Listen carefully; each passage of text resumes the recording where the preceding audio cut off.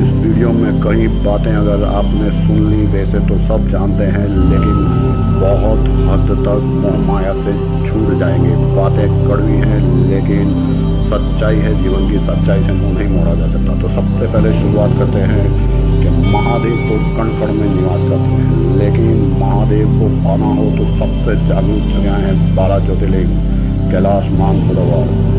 वहाँ तक तो हर कोई नहीं जा सकता, लेकिन एक जगह है जहाँ हर कोई जा सकता है और वो है शमशान। तो मरने के बाद तो इंसान को ज़बरदस्ती ले जाया जाता है, लेकिन पहले शमशान जाकर क्या फ़ायदा होता है, तो चलिए जानते हैं। सबसे बड़ी बात कि यहीं पे आके वैराग्य की भावना मिलती है। कोई भी एक बार जाएगा शमशान तो उसे एहसास हो जाएगा।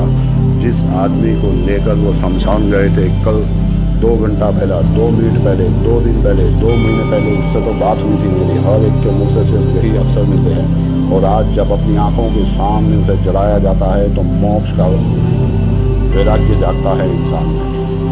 और फिर जैसे ही संसार में आता है फिर वैसा ही हो जाता है। तो शमशान एक ऐसी जगह है कि जो मोक्ष के द्वार खोलती है। महादेव का शमशान में वास है। कार्तिक महीना पूरा दिन दीपदान का होता है और उसमें मुख्य तिथि होती है कार्तिक पूर्णिमा, जो कि मेरा जन्मदिन है। और दूसरी तिथि है त्रयोदशी, यानी प्रदोष वाले दिन, जो यमराज का दिन कहा गया है पूरे साल में। इसी दिन यमराज को दीपदान दिया जाता है, जिससे यम त्रास से मुक्ति मिलती है और मोक्ष की प्राप्ति होती है, जिसके नाम से दीपदान किया जाता है। ये धनतेरस का भी दिन होता है और पैसे के पीछे भागने वाले धनतेरस के दिन सोने की खरीदी करते हैं और लक्ष्मी जी की पूजा करते हैं और मोक्ष की कामना करने वाले यहाँ शमशान में आके महादेव की और यमदेव की पूजा करते हैं। सूरत यानी सूर्य नगरी, भगवान सूर्य की नगरी। तापी किनारे यानी तापी जी सूर्य की पुत्री हैं, उनके किनारे। और सूर्य पुत्र यानी यमदेव की यहाँ पे पूजा होती है। यानी सबसे ज़्यादा दीपदान का महत्व है यहाँ पे कुरुक्षेत्र के शमशान घाट में। अक्सर लोगों में एक गलत फहमी होती है कि शमशान में तांत्रिक पूजा होती हैं, जो कि गलत होती है। तांत्रिक पूजाएं काली 14 के दिन होती हैं, जबकि ये सात्विक पूजा है जो त्रयोदशी के दिन होती है। अपने पितरों के लिए तो सब श्राद्ध वगैरह करते हैं, सब मांगते हैं, पर यहाँ पर दीपदान होता है अपने पितरों के साथ। पूर्वजों में कोई नौकर मर गया हो, बिना इच्छा पूरी किए हुए कोई मर गया हो, कोई औरत प्रेगनेंसी में मर गई हो, एक्सीडेंट में कोई अकाल मृत्यु मरा हो, किसी ने जहर खा लिया हो या खिला दिया हो, किसी को फांसी पे खुद लटक गया हो या कोर्ट के ऑर्डर से लटका दिया गया हो, कम उम्र में मरा हुआ आदमी को गति नहीं मिलती, मर्डर किसी का हो जाता है, कर दिया जाता है, या जल गया हो या डूब गया हो या ऊंचाई से मर गया हो, वगैरह वगैरह। बहुत अकाल मृत्यु अगर कोई मरता है तो उसे इस दिन दीपदान करने से दिए की रोशनी में मोक्ष का रास्ता मिलता है और मोक्ष को प्राप्त करता है। अक्सर लोग कहते हैं कि शमशान में बुरी आत्माएं पीछे भागती हैं, लेकिन आप किसी को अगर मुक्ति दिलाएंगे तो अगर एक आत्मा पीछे भागेगी तो हजारों आत्माएं आपको बचाने के लिए आपके पीछे भागेंगी। 5 साल तो मुझे खुद हो गए कन्हैया भाई के साथ में, लेकिन आज तक अच्छे ही अनुभव हुए हैं और उन्हें तो 15 साल हो चुके हैं। तो चलिए अब बात करते हैं मोक्ष की। इन बातों को सब जानते हैं जो मैं बताने वाला हूँ, लेकिन अगर अच्छे तरीके से समझ ली जाए तो मोह से छुटकारा मिल सकता है। आपने कथा सुनी होगी कि ऋषि ने हिरन पाला था, उससे मोह हो गया और फिर जिस दिन देह त्यागने वाले थे तो उनका ध्यान उसी में रह गया और उन्हें मोक्ष की प्राप्ति नहीं हुई। जो चीज़ इंसान को सुख देगी वही इंसान को दुख भी देगी। अगर ये चीज़ समझ गया तो मोक्ष पाना नक्की है। फॉर एग्जाम्पल, अगर किसी को क्रिकेट में इंटरेस्ट है और अगर इंडिया जीतेगा तो वो फटाके भी फोड़ेगा, नाचेगा गाएगा, और अगर हार गया तो वो टीवी भी फोड़ देगा। लेकिन कभी आपने सुना है किसी का जो आपने कोई अगर बेसबॉल नहीं खेला है, आपने अगर कभी टेनिस नहीं किया, आपको उसमें अगर इंटरेस्ट नहीं है, तो कोई भी टीम हारे या कोई भी टीम जीते तो आपको कोई फर्क नहीं पड़ता। जब तक लड़की बीवी नहीं बनी कोई मोह माया नहीं है। बच्चा पेट में आते ही मेरा बच्चा, मैं, मेरा, यही दुख का कारण है। मैन्युफैक्चरिंग होने के साथ में ही उसकी एक्सपायरी डेट भी आ जाती है। पैदा हुए ही पैदा हुए हैं तो मानना तो पड़ेगा। शादी की तो दो में से एक पहले मरेगा, पति या पत्नी, एक ना एक दिन किसी को जाना है।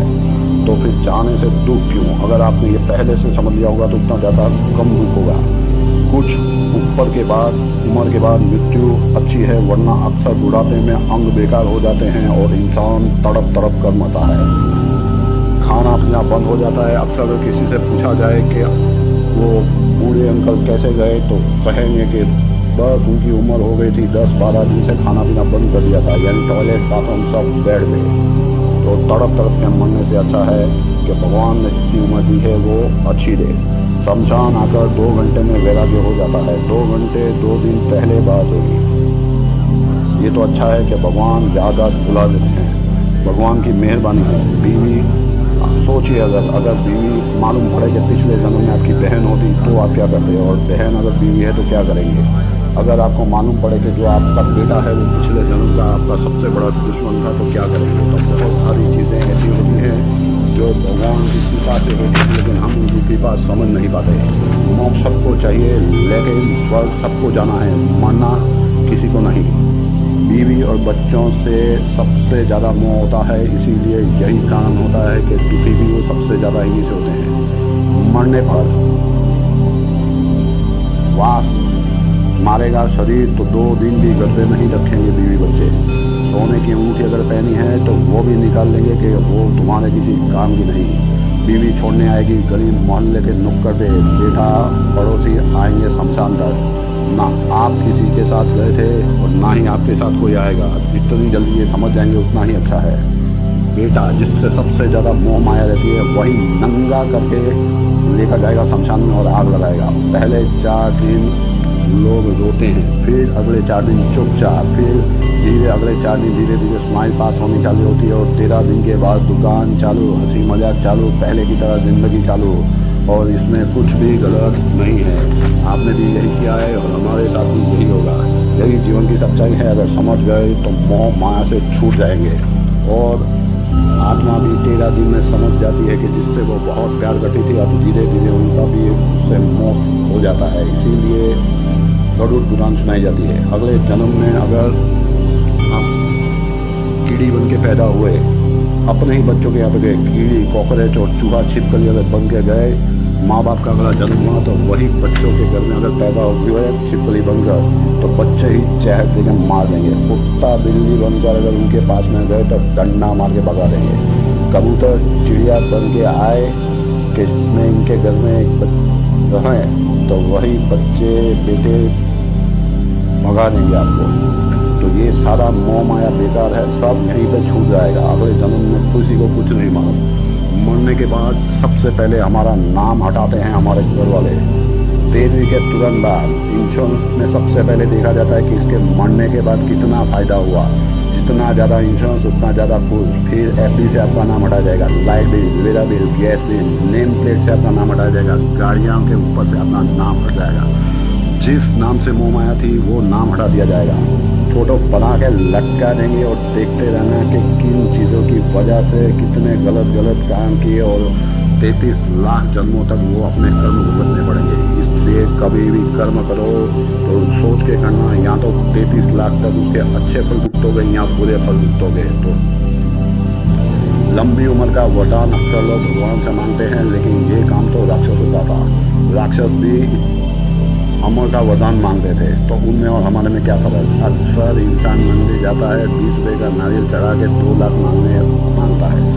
तो फिर आप में और व्यापारी में क्या फ़र्क? तो क्या भगवान बेवकूफ़ हैं, उन्हें नहीं मालूम कि 20 रुपये के नारियल में 2 लाख मांगना है? भगवान से तो मोक्ष मांगो, भगवान वो देने के लिए बैठे हैं। व्यापार करना आपकी फितरत है, भगवान की नहीं।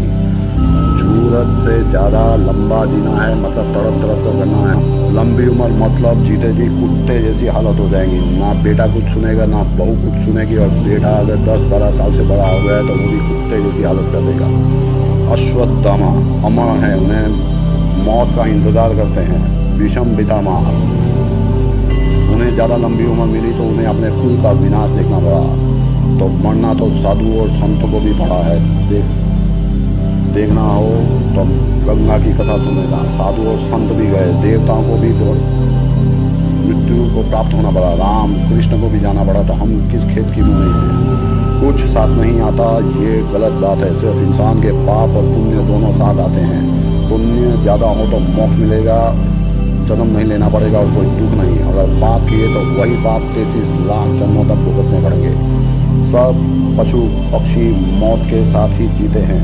किस घड़ी मौत आए नहीं मालूम, शायद ही कोई अपनी मौत मरता हो। कोई भी जानवर हर घड़ी देखते रहना पड़ता है कि कोई आके उन्हें खा ना जाए। जीते जी तो दूसरा जानवर मार ही देता है, भले शेर हो। अगर वो भी बूढ़ा हो गया तो बूढ़ा होने पे तो शेर को भी कुत्ते की मौत मार दिया जाता है। अपने कर्मों का फल तो भगवान को भी भुगतना पड़ा। छोटी छोटी गलतियों का बड़ा बड़ा भुगतान भुगत के भगवान ने भी बताया है, यही संदेश दिया है कि आपको भी आपके कर्म भुगतने पड़ेंगे। तो हम कौन से बड़ी खेत की मूली हैं, हम तो बड़े बड़े पाप करते हैं। भगवान राम, कृष्ण, विष्णु, महादेव, ब्रह्मा, इंद्र, चंद्र, मंगल, राहु, सूर्य, चंद्र सबको श्राप मिले हैं और सब ने अपने कर्मों का भुगतान किया है। तो कभी भी कर्म करने से पहले इतना ध्यान रखें कि अच्छे कर्म 33 लाख जन्मों तक भुगतने हैं और बुरे कर्म 33 लाख जन्मों तक भुगतने हैं। लेकिन एक बार शमशान जरूर जाए। मैं वो राकेश हूँ जो किसी की डेड बॉडी देखकर आंखें बंद कर लेता था, मुंह मोड़ लेता था। लेकिन एक बार शमशान गया तो वैराग्य जागा और दूसरों के लिए करने के लिए